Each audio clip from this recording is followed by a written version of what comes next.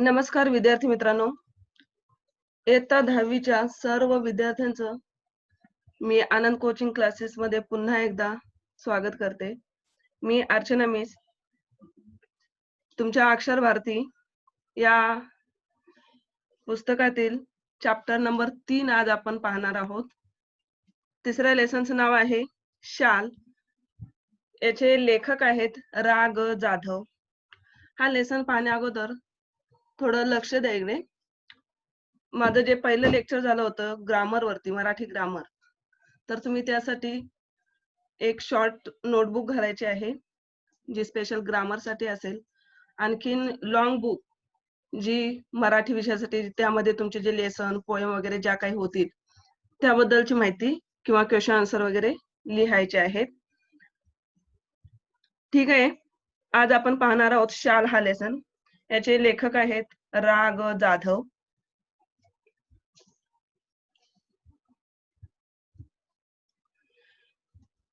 हा पाठ छात्र प्रबोधन दीपावली विशेषांक 2012 यामधून घेतलेला आहे. लेखकाचा परिचय जो स्टार्टिंगला आपले येलो कलर मध्ये जो दिलेला असतो ना पोर्शन, तुम्ही टेक्स्ट बुक मध्ये पाहू शकता.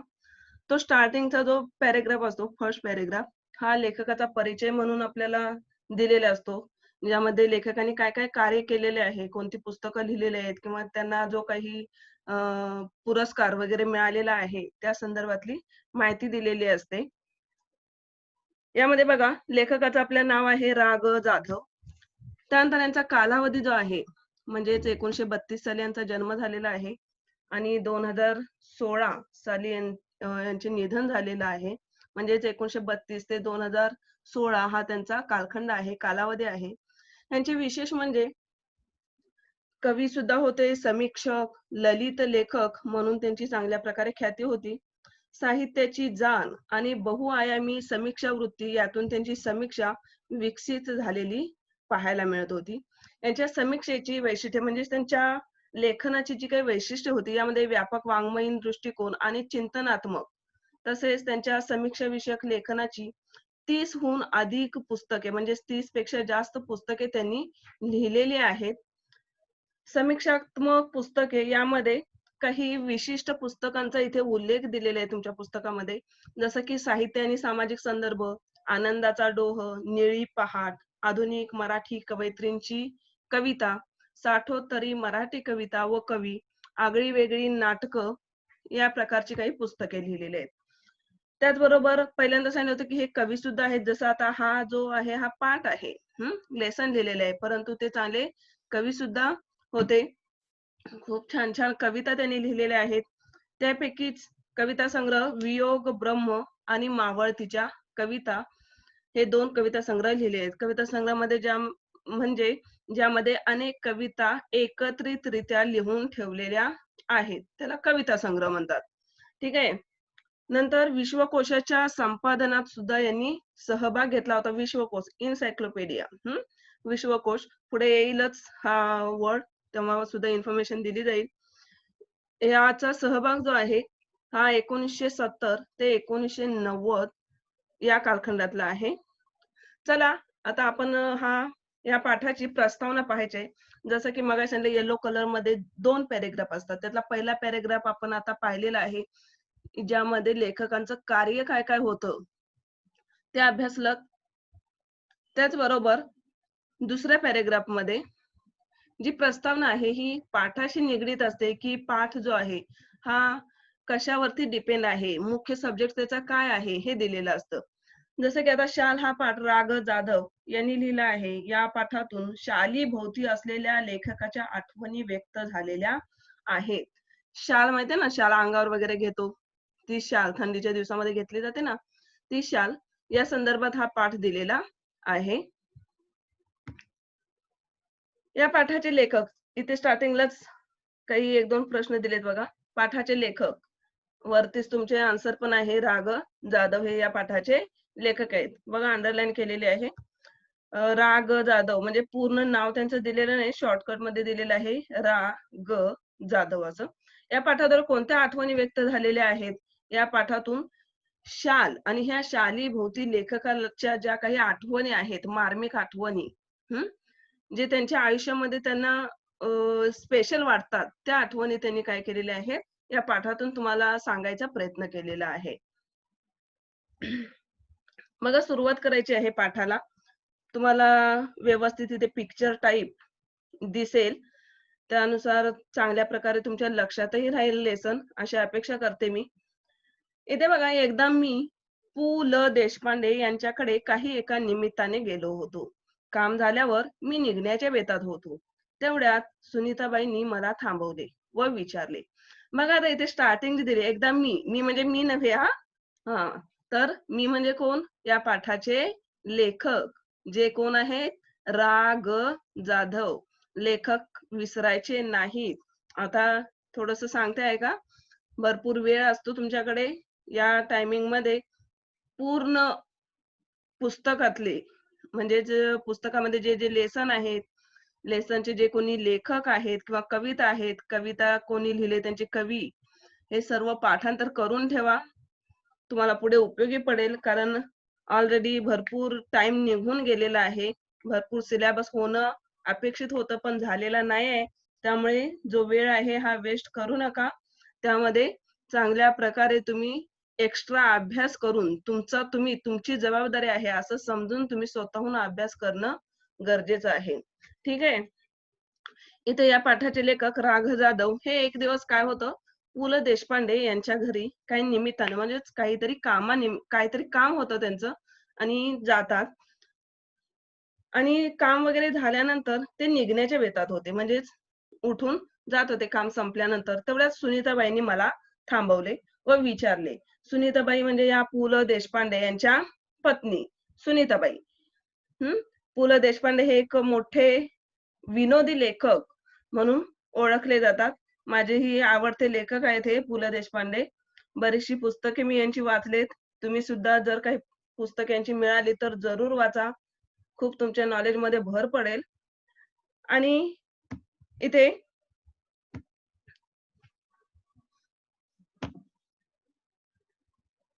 बरीचशी माहिती सुद्धा पाहायला मिळते, जसं की आता जे अलग कलर मध्ये दिलेत बघा शब्द, पु. ल. देशपांडे किंवा बेतात किंवा सुनीताबाई यांच्याबद्दल माहिती सुद्धा एक्स्ट्रा दिलेली आहे. जसं की पु. ल. देशपांडे म्हणजेच जसं मगाशी सांगितलं विनोदी लेखक वगैरे, त्यानुसार यामध्ये बघा इथे वरती ब्रॅकेट मध्ये दिलेले आहे, तुम्हाला शाल दिली तर चालेल का, असं या कोण बोलतायत? सुनीताबाई बोलतायत. कोणाला बोलतात? रा. ग. जाधव यांना. आता इथे बघा, एवढ्याच बदलची माहिती थोडक्यात इथे या ह्याच्यामध्ये ब्रॅकेट मध्ये दिलेली आहे. पु. ल. देशपांडे म्हणजेच पुरुषोत्तम लक्ष्मण देशपांडे हे त्यांचं पूर्ण नाव झालं.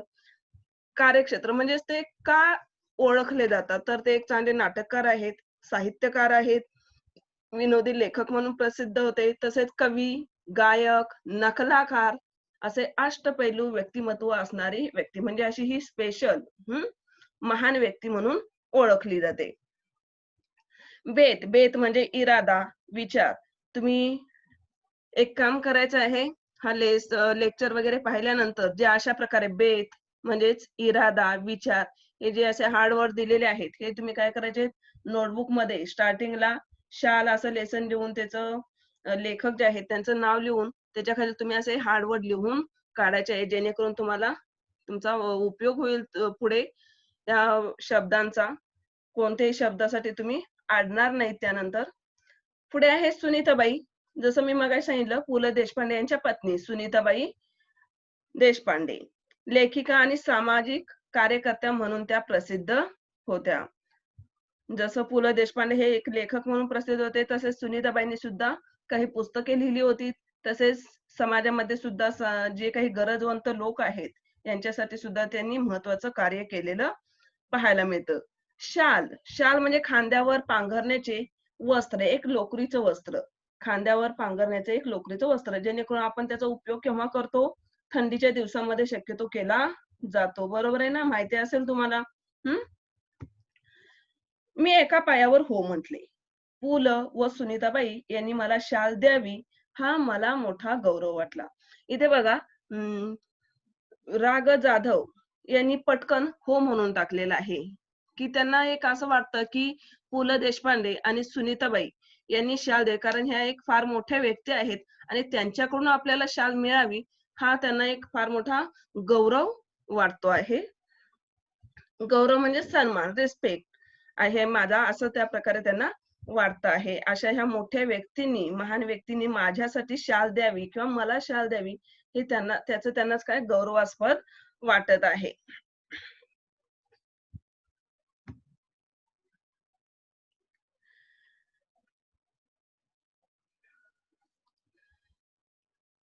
ती शाल मी माझ्या खोलीतल्या सुटकेसमध्ये ठेवून दिली. वापरली मात्र कधीच नाही. इथे बघा, काही मुलांना जर मराठीचा प्रॉब्लेम होत असेल किंवा समजत नसेल, तर मी थोडक्यात एक्सप्लेन करते हिंदीमध्ये की एक दिन क्या होता है, राग जाधव लेखक जो है ए पूला देशपांडे के इधर किसी वजह से वो जाते हैं। वो काम होने के बाद वो जाने का सोच ही रहे थे अपने घर, तभी उनकी पत्नी, पूला देशपांडे की पत्नी, जिनका नाम है सुनीता बाई, वो इनसे पूछती है, बोलती है कि आपको शॉल, हम्म, शॉल चाहिए क्या? तो वो बिना सोचे समझे हाँ कह देते हैं, क्योंकि उनको लगता है ये जो दो बड़ी हस्तियां है, इनके पास से अगर मुझे शॉल मिल जाए तो ये मेरा बहुत बड़ा गौरव होगा, ऐसा ये मानते हैं। और ये झट से उनको क्या बोलते हैं, हाँ दे दो ऐसा करके बोलते हैं। और फिर वो उधर से शॉल लेकर निकलते हैं। फिर देखो इधर दिखाई दे रहा है आपको, राघव जाधव क्या कर रहे हैं, एक बैग में वो शॉल रहे हैं, यानी कि वो बोलते हैं ती शाल मी माझ्या खोलीतल्या सुटकेसमध्ये ठेवून दिली, वापरली मात्र कधीच नाही। यानी कि उन्होंने वो शॉल कभी भी यूज नहीं की। जैसे कि देखो बच्चों, आपको अगर कुछ अच्छी चीज मिल जाए तो आप क्या करते हो, वो खराब ना हो, कोई उसको कौन सा भी उसको दाग ना लगे, इसके लिए क्या करते हो, संभाल कर रखते हो।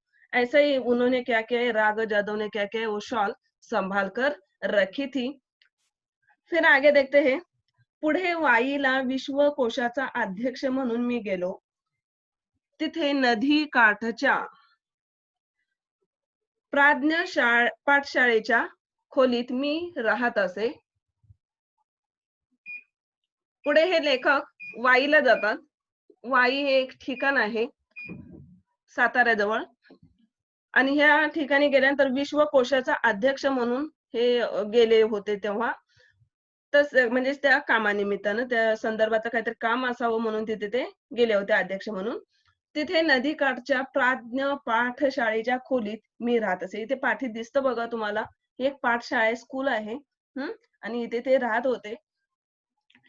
त्याचबरोबर त्यांना समोर एक नदी दिसते, नदीकाठच्या शाळेच्या खोलीत हे लेखक इथे राहत होते। इथून हे बाहेरचा नजारा किंवा बाहेरचं दृश्य पाहत आहेत बघा, इथे एक नदी वगैरे वाहत आहे, एक लेडी दिसते का, तसेच इथे टोपलीमध्ये छोट्या बाळाला तिने काय केलेलं आहे, झोपवलेलं आहे। वाई वाई हे महाराष्ट्रातील सातारा जिल्ह्यातील एक शहर आहे, कृष्णा नदी शेजारी वसले आहे। आता इथे तुम्हाला जी पिक्चर मध्ये नदी दिसते, ही कोणती नदी आहे, कृष्णा नदी, कृष्णा रिव्हर। आणि हे वाई हे ठिकाण, या ठिकाणाचा इथे उल्लेख केलेला आहे लेखकांनी, जे पुण्याच्या जवळ सातारा आहे आणि साताऱ्यामधलं हे वाई हे एक शहर आहे। ठीक आहे। विश्वकोश, सर्व विषयांचे सखोल ज्ञान देणारा ज्ञानकोश, अँड इन्सायक्लोपीडिया। हे तुम्ही वर्ड काय करायचे, तुमच्या नोटबुक मध्ये लिहायचे, जे एक्स्ट्रा वरती दिलेले जातात ब्रॅकेट मध्ये, तुमचे नॉलेज वाढावे या हेतूने ते दिलेले आहेत, तर तुम्ही ते काय करायचे, नोट डाऊन करून घ्यायचे आहेत। आणि मला त्यानुसार त्या पेज दाखवायचे आहेत माझ्या पर्सनल नंबर वरती। ठीक आहे। आणि हा लेसन कोणतंही लेक्चर असो, कोणत्याही सब्जेक्टचं लेक्चर असो, शक्यतो हेडफोन लावून काय करा, ऐका, म्हणजे तुमचं कॉन्सन्ट्रेशन वाढेल, आणखीन तुम्ही पूर्णपणे लक्ष देऊन ते लेक्चर बघू शकता आणि तुम्हाला पटकन समजेलही। ठीक आहे। प्राज्ञ पाठशाळा म्हणजे महाराष्ट्राच्या वाई शहरातील वैदिक शिक्षण देणारी एक पाठशाळा आहे। ही शाळा कैवल्यानंद सरस्वती यांनी इसवी सन 1901 मध्ये सुरू केली होती। त्या शाळेचं नाव आहे प्राज्ञ पाठशाळा, आणि ह्या शाळेमध्ये हे लेखक तेव्हा थांबले होते, राहिले होते. त्यानंतर खोलीच्या दक्षिणेकडील खिडक्या कृष्णा नदीच्या चिंचोळ्या प्रवाहावर होत्या. खोलीच्या दक्षिणेकडील, दक्षिण म्हणजे साऊथ साईड. याच्या खिडक्या ज्या आहेत, विंडो, ह्या कृष्णा नदीच्या चिंचोळ्या प्रवाहावर होत्या. म्हणजेच त्या खिडकीतून नदीचा प्रवाह दिसत असे. ए राग जादव जो वाई में जो ठहरे हुए हैं, वो उधर के प्रज्ञा पाठशाला के इधर से विंडो में से बाहर का नजारा जो देख रहे हैं, वो उधर से उनको एक नदी दिखाई देती है जिसका नाम है कृष्णा रिवर. कृष्णा नदी महाराष्ट्रातील प्रदीर्घ नद्यांपैकी एक नदी, म्हणजे ज्या काही मोठमोठ्या नद्या आहेत त्यापैकी एक नदी म्हणून ही कृष्णा नदी ओळखली जाते. चिंचोळ्या म्हणजे अरुंद, नॅरो, म्हणजे छोटस पात्र त्या खिडकीतून लेखकांना दिसत असे. प्रवाह मीन्स फ्लो, नदीचा स्रोत म्हणजे वाहत जाणारी नदी या अर्थाने. थंडीच्या दिवसात एक बाई माझ्या खिडकीखालील घाटाच्या छोट्या तटावर तिचे छोटे मूल एका टोपलीत ठेवून मासे पकडण्याच्या उद्योगात होती. आणि इथे एक लेडी दिसते बघा, ही काय करत आहे, नेट वगैरे तिने काय केले पाण्यामध्ये सोडलेले आणि मासे पकडण्याचं काम करत आहे. ते थंडीचे दिवस होते.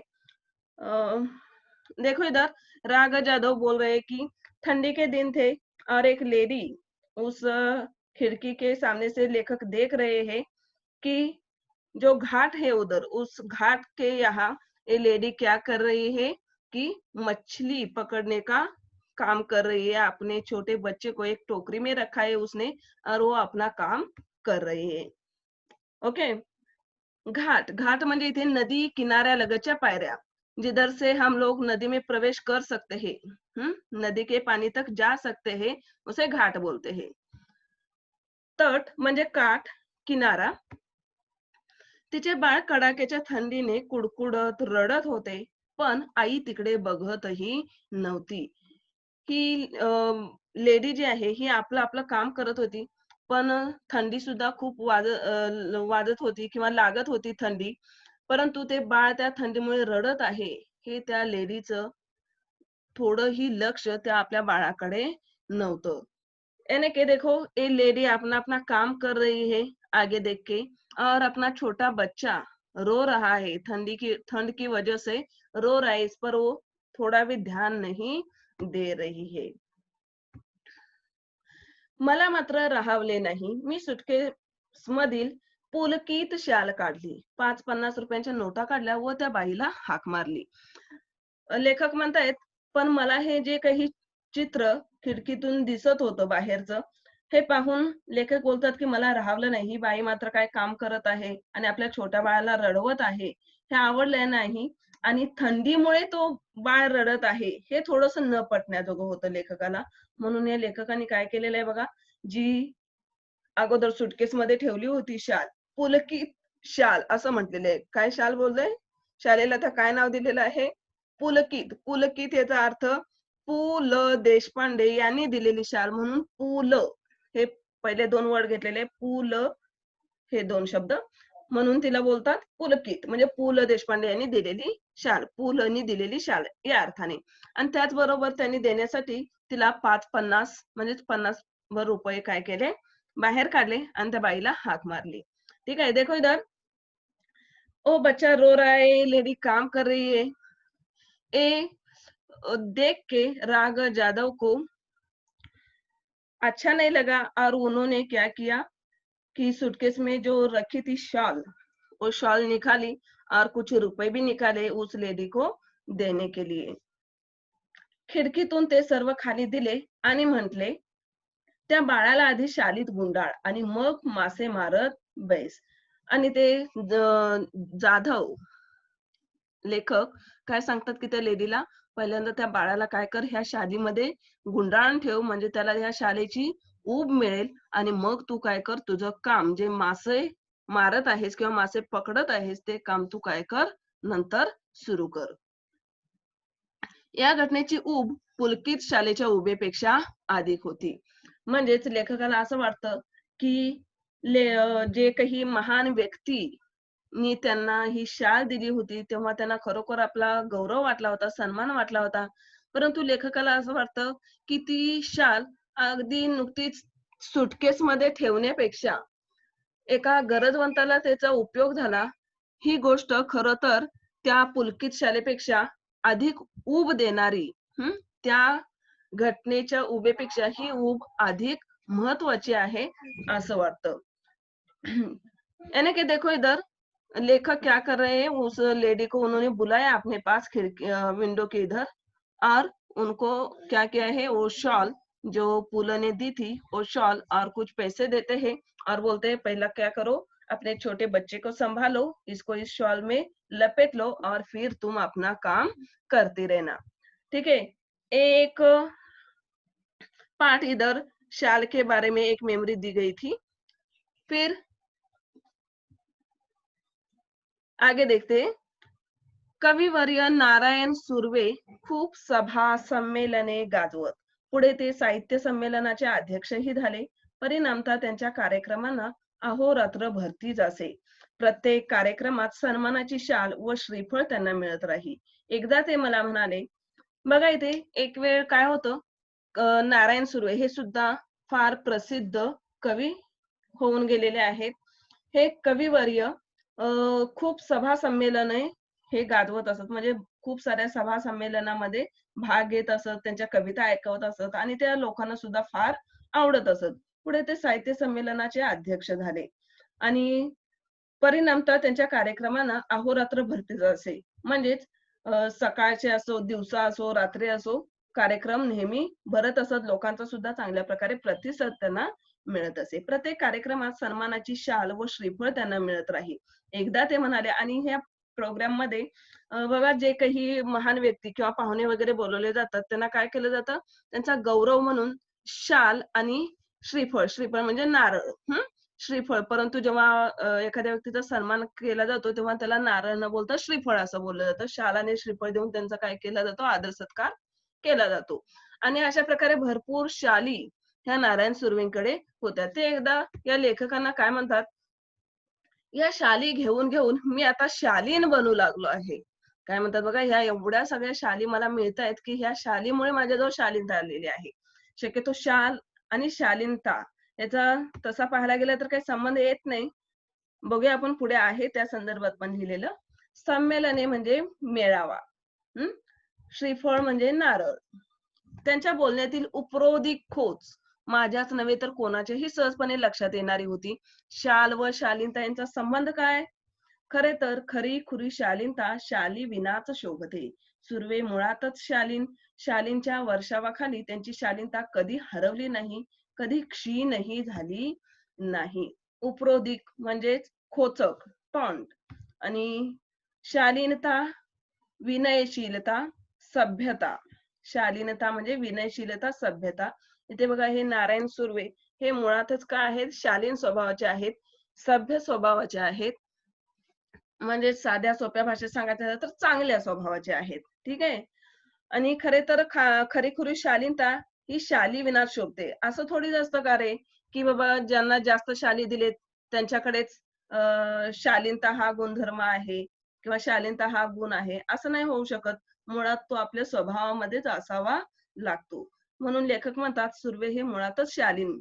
शालीनच्या वर्षाखाली त्यांची शालीनता कधी हरवली नाही, म्हणजे कधीही किंवा कधी क्षीण झाली नाही, म्हणजेच काय कधीही कमी झाली नाही. म्हणजे त्यांचा जो शालीन स्वभाव आहे, विनयशील स्वभाव आहे, दुसऱ्यांशी कसं व्यवस्थित बोलायचं, इतरांना कसा रिस्पेक्ट द्यायचा, ही जी शालीनता आहे त्याच्या स्वभावात, ती बोलतात कधीही कमी झालेली आपल्याला पाहायला मिळाली नाही. क्षीण म्हणजे कमी, लेस.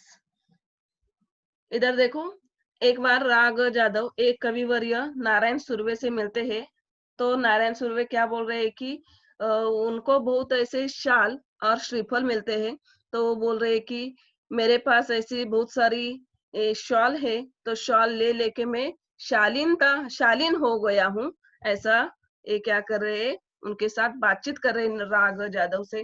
तो राग जादव बोलते हैं कि आप पहले ही क्या हो, शालीन हो, शाल लेने से ना लेने से इससे कुछ आपको फरक नहीं पडता है.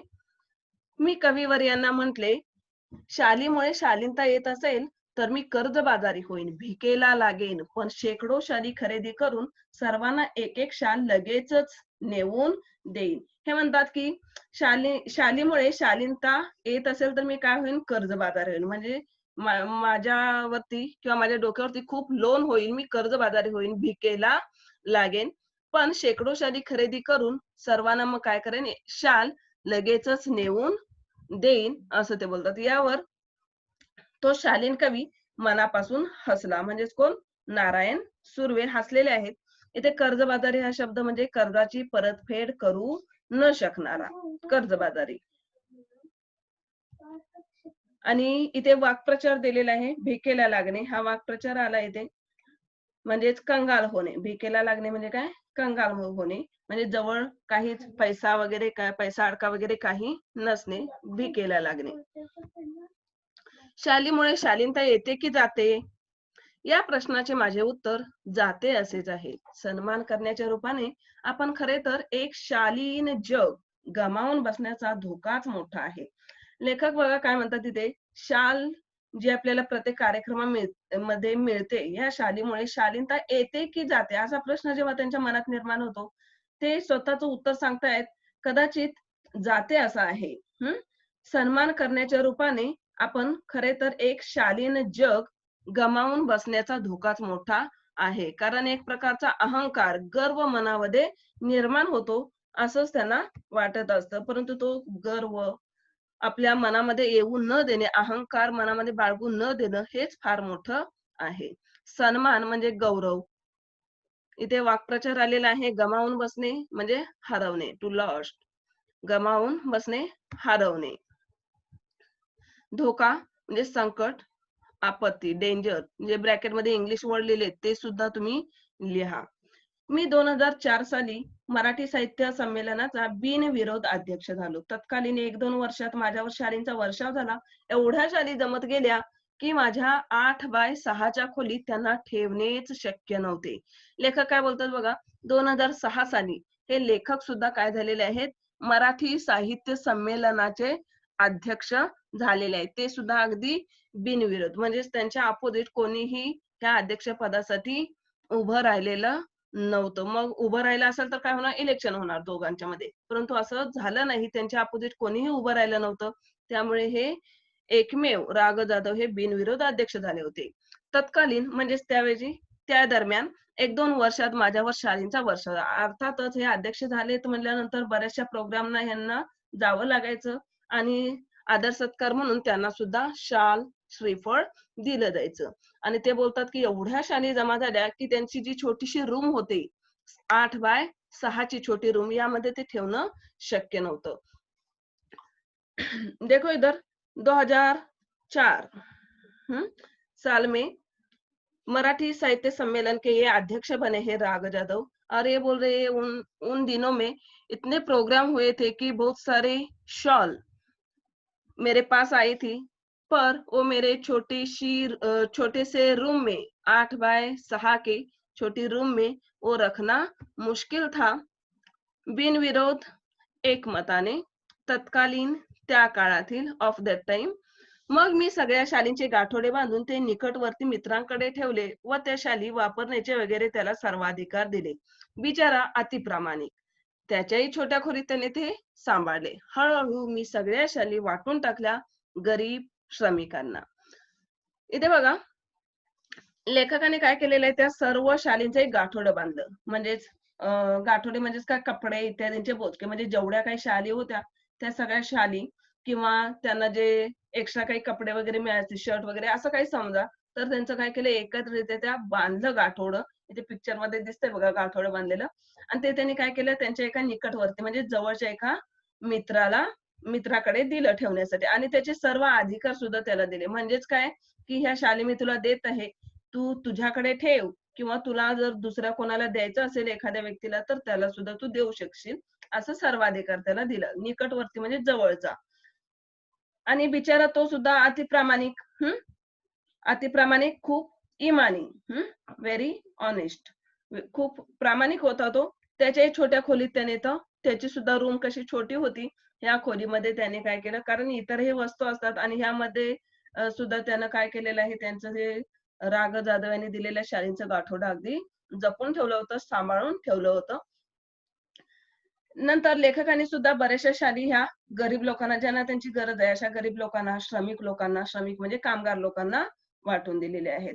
देखो इधर बहुत सारे शॉल लेखक के पास होने की वजह से वो अपने घर में रख नहीं पाते थे, तो उन्होंने क्या किया, अपने एक पास वाले जो फ्रेंड है उनको उन्होंने क्या किया है, ये सभी शॉल इकट्ठा करके दे दी और उनको बोला कि आप क्या करो, इसको रखो, चाहे आप क्या करो, किसी को दे दो। ऐसा करके उन्होंने उसको क्या किया है, संभालने के लिए दिया है। और जो बाकी की जो बची हुई शॉल थी वो भी उन्होंने जो गरीब लोग हैं, जिन्हें उनकी जरूरत है, मजदूर लोग, उनको दे दी है।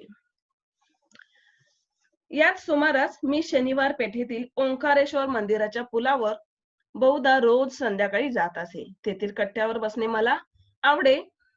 बघा, लेखक हे शनिवार पेठ एक विभाग आहे, पुण्यामधला आहे बहुतेक. शनिवार पेठ हा विभाग, बहुतेक नाही, शनिवार पेठ पुण्यामध्येच आहे. तिथे एक ठिकाणाचं नाव, जसं की मनवेलपाडा, विरार मधलं मनवेलपाडा हे एक ठिकाण आहे, तसं पुण्यामधलं शनिवार पेठ हे एक विभाग आहे. तेथील ओंकारेश्वर मंदिर नावाजलेलं आहे. या मंदिराच्या पुलावर बहुधा रोज संध्याकाळी लेखक थोडस वॉकिंग साठी जात असत. तेथील कट्ट्यावर बसणे मला आवडे. कट्टा म्हणजे चौथरा, जे अगदी दगड वगैरे रचून बनवलेला असतो ना बसायसाठी, तो कट्टा. तिथे लेखक नेहमी जाऊन, दररोज संध्याकाळी जाऊन बसत असत. लेखकाला थोडस शांत वातावरणामध्ये बसायला, हवेला बरं वाटत होतं. एक दिवस काय घडले, की कडक थंडीच्या दिवसात एक म्हातारा अशक्त भिक्षेकरी कट्ट्याला लागूनच चिरगुटे टाकून व पांघरून कुडकुडत बसल्याचे मी पाहिले. एक दिवस ह्या लेखकांना असं दिसतं, की ह्या रस्त्याने जात असताना एक म्हातारा अशक्त भिक्षेकरी म्हणजे भिकारी कट्ट्याला लागूनच चिरगुटे टाकून, म्हणजे फाटलेलं जे काही त्याने बसायसाठी घेतलं होतं ते काय झालं होतं, फाटलेलं होतं. आणि टाकून व पांघरून कुडकुडत बसल्याचे मी पाहिलं. आणि तेच थोडस जे काही भाग राहिला होता तो काय केला होता, पांघरून म्हणजे अंगावरती सुद्धा घेतला होता. म्हणजे हा एक भिकारी लेखकाला अशा अवस्थेत दिसतो. चिरगुटे म्हणजे कापडाची चिंधी. चिरगुटे म्हणजे काय, कापडाची चिंधी. म्हणजे जो काही कापड त्या भिकाऱ्याने बसायला घेतला होता, असं लक्षात घ्या की तो जागी जागी फाटलेला होता. ठीक आहे. त्यानंतर पांघरून, पांघरून म्हणजे झोपताना अंगावर घेण्याचे वस्त्र. म्हणजेच या भिकाऱ्याने जे काही बसायला घेतलं होतं त्याचाच थोडा भाग राहिलेला त्याने अंगावरती सुद्धा घेतला होता. म्हणजेच एकच हे होतं, जे पांघरून आणि बसायला घेतलं होतं, जो कपडा होता तो एकच होता, तो त्याने अशा प्रकारे वापरला होता. परंतु थंडी खूप होती आणि हे जे दृश्य आहे हे पाहून लेखकाच्या मनामध्ये सुद्धा काहीतरी चलबिचल झाली.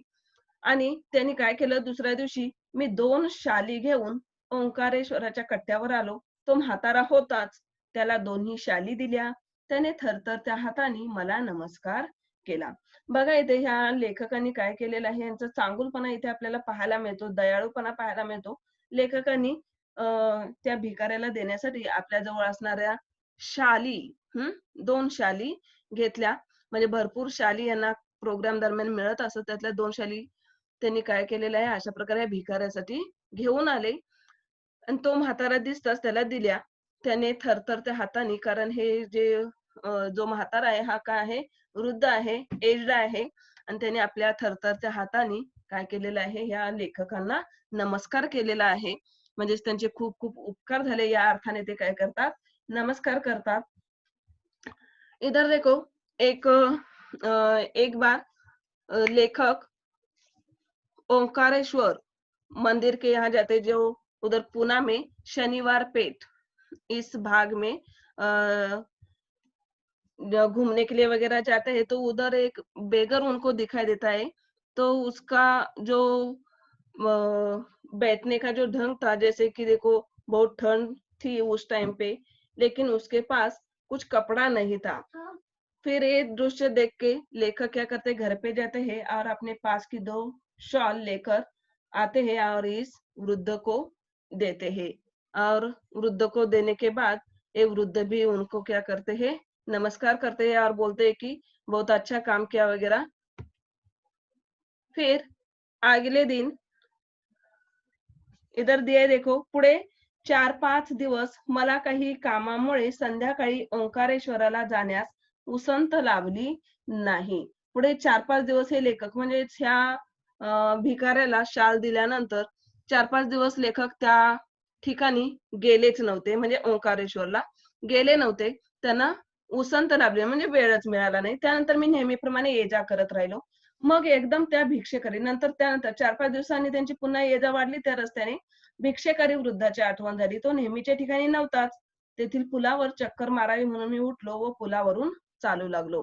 त्या रोडने जात असताना लेखकाला अचानक त्या भिकाऱ्याची आठवण आली आणि मग तिथून ते चालू लागले पुलावरून त्या उसंत न लाभणे वाक्प्रचार आलेला आहे बघा. वेळ न मिळणे आणि भिक्षेकरी म्हणजे भिकारी, बेगर.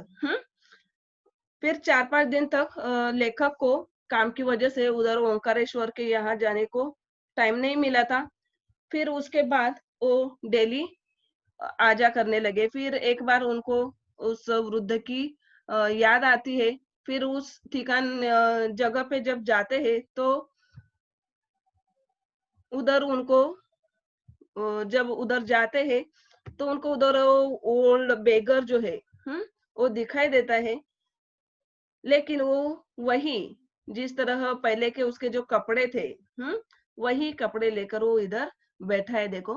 पुलाच्या जवळपास मध्यावर तो भिक्षेकरी म्हातारा दिसला. मी लगबगीने त्याच्याकडे गेलो. पाहतो तो काय, तीच चिरगुटे अंगाखाली व अंगावर, तेच कुडकुडणे, तेच दिनवाने जिने. म्हणजेच लेखका जेव्हा वृद्धाकडे किंवा ह्या भिकाऱ्याकडे पाहतात तेव्हा त्या लेखकाने जेव्हा अगोदर ज्या अवस्थेत ह्या भिकाऱ्याला पाहिलं होतं, त्याच अवस्थेमध्ये लेखक काय करतायत, आता सुद्धा यांना पाहतायत या भिकाऱ्याला. म्हणजेच पूर्वीचं तेच फाटलेलं चिरगुट वगैरे अंगावर पण तेच आणि खाली पण तेच होतं आणि असं हे दिनवानी जिनं ते पाहतायत. मधोमध मध्यावर म्हणजे मधोमध आणि लगबगीने, घाईने म्हणजे क्विकली लगबगीने, घाईने त्यांच्याकडे गेले. दिनवाने जिने म्हणजे केविलवाणे जिने म्हणजे पाहणाऱ्या व्यक्तीला त्या भिकाऱ्याला पाहिल्यानंतर त्याची दया यावी या अर्थाने म्हणजे केविलवाणे जगणे. म्हणजेच त्या भिकाऱ्याला पाहून वाटावं माणसाला की आपल्या जवळ जे काय आहे, पैसा वगैरे जे काय आहे ते द्यावं असं जिनं, केविलवाणं जिनं. मी म्हटले, "बाबा, तुम्ही मला ओळखले?" त्याने नकारार्थी मान हलवली. मग मीच म्हटले म्हणजे लेखक इस बेगर के पास जाते और बोलते हैं, "आपने मुझे पहचाना क्या?" तो बोल "नहीं" ऐसा करके खाली मुंडी हिलाते हैं. तेव्हा लेखकच बोलतायत बघा, "बाबा 5-6 दिवसापूर्वी मी तुम्हाला 2 शाली दिल्या होत्या. आठवते?"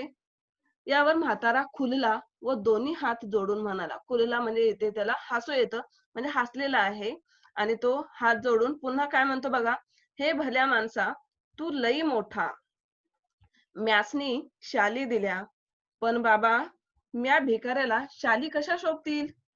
ह्या भिकाऱ्याच्या तोंडची ही वाक्य आहेत. हा काय बोलतो बघा, की "हे भल्या माणसा" म्हणजे तू खूप चांगला माणूस आहेस, तू लई मोठा माणूस आहेस, म्हणजे तुझ्याकडे पैसा अडका तर आहेस, तसेच तू मनानेही श्रीमंत आहेस. या अर्थाने तू लई मोठा आहेस. म्यासनी शाली दिल्या, म्यासनी म्हणजे काय, मला या अर्थाने. म्यासनी ग्रामीण शब्द, म्यासनी मला शाली दिल्या, पण बाबा म्या भिकाऱ्याला शाली कशा शोभतील? एका अर्थाने त्याचंही बरोबर आहे. तो भिकारी आणि शाली कशा अगदी चांगल्यातल्या शाली होत्या आणि त्या शाली माझ्यासारख्या भिकाऱ्याला शोभणार नाहीत, असं तो म्हणतो. त्या शोभेपेक्षा पोटाची आग लई वाईट. मी शाली इकल्या व 2-3 दिवस पोटभर जेवून घेतलं बाबा. आमचं हे असलं बिकट जिनं. तुझं लई उपकार आहेत बाबा. म्हणजे हा भिकारी पुन्हा काय बोलतो बघा, लेखकांशी संवाद साधत आहे. हा बोलत आहे, त्या शोभेपेक्षा पोटाची आग लई वाईट. शाल ही काय आहे, एक डेकोरेटिव्ह चीज आहे, म्हणजेच वस्तू आहे, डेकोरेटिव्ह वस्तू आहे. ती शोभेची वस्तू म्हणून ओळखली जाते शाल ही. आणि भिकाऱ्याला, आपल्यासारख्या भिकाऱ्याला त्याची काहीच गरज नाही असं याचं मत आहे भिकाऱ्याचं. आणि तो बोलतो ह्या शोभेपेक्षा म्हणजे ती शाल माझ्याजवळ असण्यापेक्षा ही पोटाची आग म्हणजे भूक ही फार वाईट असते. मी शाली इकल्या, इकल्या म्हणजे विकल्या. ठीक आहे, इथे शब्द बघा पहिला. पोटाची आग म्हणजे भूक. हं? आणि इकल्या म्हणजे काय? विकल्या. त्या शाली काय केल्या? त्या भिकाऱ्याने विकल्या, दुसऱ्या दुकानात विकल्या म्हणा किंवा दुसऱ्या एका पैसेवाल्या व्यक्तीला विकल्या आणि त्याच्याकडून काय केलं, त्याने पैसे घेतले आणि 2-3 दिवस ह्या व्यक्तीने, भिकाऱ्याने काय केलं? जेवून घेतलेलं आहे. आमचं हे असलं बिकट जीणं, बिकट म्हणजे अवघड, डिफिकल्ट, अवघड जीणं आहे. परंतु तू ज्या मला शाली दिल्यास त्यासाठी मी तुझे खूप खूप उपकार मानतो. तुझे लय उपकार झालेत, असं हा भिकारी म्हणत आहे. शालीची शोभा आणि ऊब व पोटाची आग आणि अन्नाची ऊब. बघा इथे शालीची शोभा आणि ऊब. शालीची शोभा आणि ऊब. शाल जी आहे ही काय आहे? शोभेची वस्तू आहे. आणि त्या शालीमुळे येणारी ऊब, जसं ती आपण अंगावरती लपेटल्यानंतर आपल्या शरीराला काय मिळते? एक ऊब मिळते. हं? एक गर्मी महसूस होती है शाल अपने शरीर पर ओढ़ लेने से. आणि अजून काय की पोटाची आग आणि अन्नाची ऊब. परंतु पोटामध्ये लागलेली आग म्हणजेच काय? की जेवण. आणि हे जेवण पोटात गेल्यानंतर जी शरीराला मिळणारी ऊब आहे, म्हणजे जी काय आहे ऊर्जा आहे. हं? इथे 2 ठिकाणी फरक कसा दाखवलेला आहे बघा. शालीची शोभा आणि त्या शालीमुळे मिळणारी ऊब. आणि अजून काय सांगितलेलं आहे? पोटाची आग म्हणजेच भुकेने पोटामध्ये होणारी आग आणि अन्न पोटात गेल्यानंतर शरीराला मिळणारी त्यामुळे ऊब किंवा ऊर्जा. भुकेल्यास अन्न द्यावे. त्यानंतर बघा इथे लेखकाच्या मनामध्ये विचार येतात. खरोखर ह्या भिकाऱ्याला ह्या शालीपेक्षा त्याला 4 घास पोटात जाणं हे फार गरजेचं होतं असं वाटतं. परंतु त्यावेळची ती अवस्था पाहिल्यानंतर लेखकाला असं वाटतं, की विनाकारण माझ्याकडे पडलेल्या शाली आहेत. इथे हा थंडीमध्ये कुडकुडता आहे म्हातारा, त्यामुळे त्याला द्याव्यात असं वाटतं. परंतु हा म्हातारा म्हणतो, की जर इथे ह्या शाली जर मी घेतल्या, तर शाली घेऊन जर तशा शाली घेऊन जर मी इथे भीक मागायला बसलो, तर मला भीक कोणी देणार नाही. बरोबर आहे ना? चांगल्या वस्तू अशा घेऊन जर बसलो, तर भीक देणार नाही. भिकाऱ्याचं जीणं सुद्धा किंवा दिसणं सुद्धा कसं असायला हवं? केविलवाणं असायला हवं. जेणेकरून पुढच्या व्यक्तीला त्याची दया यावी किंवा काहीतरी देण्याची वृत्ती निर्माण व्हावी, असं वाटतं. म्हणून हा भिकारी काय करतो? पुन्हा आपली पहिली चिरगुटी वगैरे घेऊन काय करलेला आहे? भीक मागायला बसलेला आहे. तेव्हा लेखकाच्या मनात काय विचार येतात बघा. भुकेल्यास अन्न द्यावे, तहानलेल्यास पाणी द्यावे आणि हेही जमले नाही, तर अभाग्यांना सन्मानाच्या शाली तरी द्याव्यात. म्हणजेच लेखकाच्या मनात असं येतं, की आपण आपल्या मनामध्ये जर खरोखर काही द्यायची इच्छा असेल, तर ती प्रामाणिकपणाने द्यावं. परंतु ज्याला भूक आहे, अशा भुकेल्याला काय करावं? अन्न द्यावं. जो भुकेला माणूस आहे त्याला अन्न द्यावं. जो तहानलेला आहे त्याला पाणी द्यावं. असे लेखक सांगत आहेत. म्हणजे ज्याला ज्याची गरज आहे, ती गरज आपण काय करावी? भागवावी. म्हणजे तो व्यक्ती सुद्धा आपल्याला कधीही विसरणार नाही. आणि हेही जर जमत नसेल आपल्याला, हं, हे जे मदत करण्याची हे करण्यासाठी हेही जर आपल्याला होत नसेल, तर जे अभागी लोकं आहेत, म्हणजेच दुर्दैवी लोकं, भाग्यहीन, अनलकी, जी दुर्दैवी लोकं आहेत, अशांना सन्मानाच्या शाली तरी जरूर द्याव्यात, असे इथे लेखक सांगत आहेत. खूप छान लेसन होता. अशा प्रकारे आज आपण शाल, लेखक जाधव यांचा हा पाठ पाहिलेला आहे. शालीभोवती लेखकांच्या काही 2-4 आठवणी होत्या. हं. जसं की स्टार्टिंगची आठवण ते कृष्णा नदीच्या काठी ती लेडी वगैरे होती. ती एक आठवण. लेखकाने मग त्या छोट्या बाळासाठी शाल दिली होती. त्यानंतर नारायण सुर्वे यांच्या संदर्भातली एक आठवण आणि ही शेवटची एका वृद्ध भिकाऱ्याच्या संदर्भातली आठवण. अशा ह्या 2-3 आठवणी आपण पाहिलेल्या आहेत. लेखकाच्या आठवणी, शालीमुळे येणारा शालीनतेचा संदर्भ, वस्तूंच्या संदर्भातील आठवणींचे मोल आपण अनुभवलेले आहेत. अशा प्रकारे तुमचा हा लेसन इथे झालेला आहे. आय होप चांगल्या प्रकारे तुम्हाला समजला असेल हा लेसन आणि मला जरूर सांगा कसा वाटला हा लेक्चर. त्याचबरोबर तुम्ही जी नोटबुक बनवाल त्यामध्ये सुद्धा पाठाचं नाव, लेखकाचं नाव पुन्हा एक वेळ मी सांगते. हे लिहून सर्व जे तुम्हाला ब्रॅकेटमध्ये वरती वर्ड वगैरे दिले होते ना, जे हार्ड वर्ड, ते तुम्ही काय करायचे? लिहून घ्या आणि लर्न सुद्धा करा. जो काही होमवर्क असेल तुम्ही निदान एवढं तरी करा. नंतर मग होमवर्क काय असेल तो तुम्हाला मी सांगेन.